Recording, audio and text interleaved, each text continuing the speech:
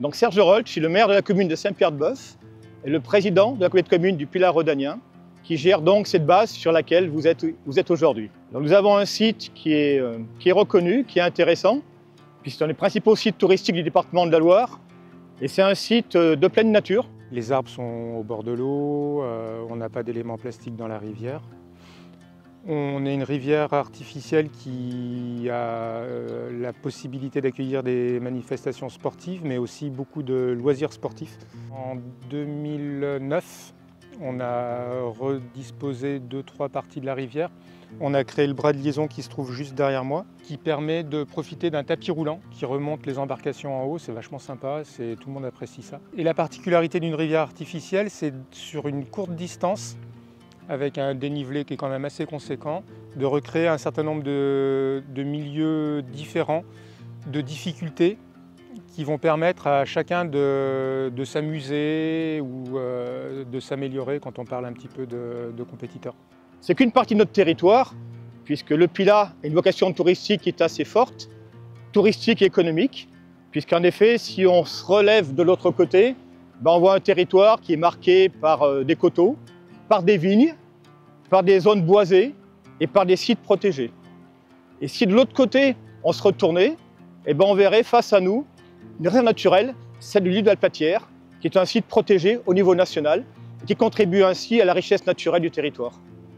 Et bien évidemment, on vous attend nombreux à l'Espace Eaux Vives à Saint-Pierre-de-Boeuf pour cette nouvelle saison 2025. On se retrouve à Saint-Pierre-de-Boeuf avec le directeur de course et le responsable de section, Jean-Noël Poméon. Vas-y, parle-nous de cette section en pack-craft. Voilà, donc le pack-craft, c'est quoi? C'est une embarcation légère qui pèse 3 à 4 kg et elle a été acheminée, tout leur matériel a été acheminé par l'organisation.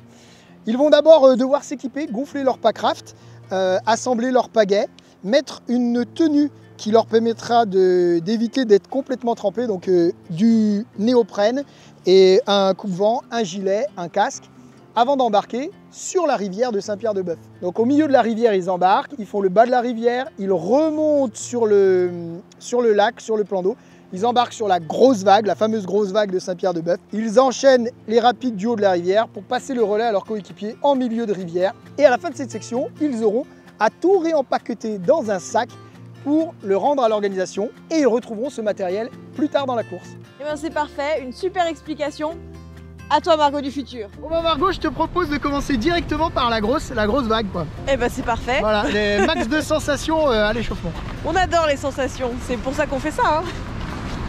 Donc nous, on embarque toujours face à la rivière dans un contre-courant. Donc là, si je lâche mon bateau, normalement, vous voyez, il part dans le contre-courant.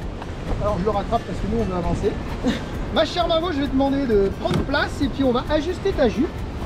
On ajuste la jupe qui vient faire l'étanchéité.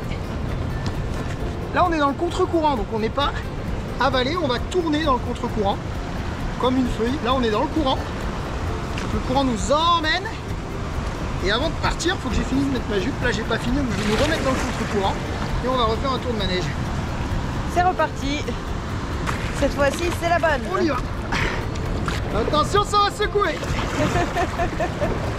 Plein fer dans la grosse vague. Plein fer. Et c'est parti.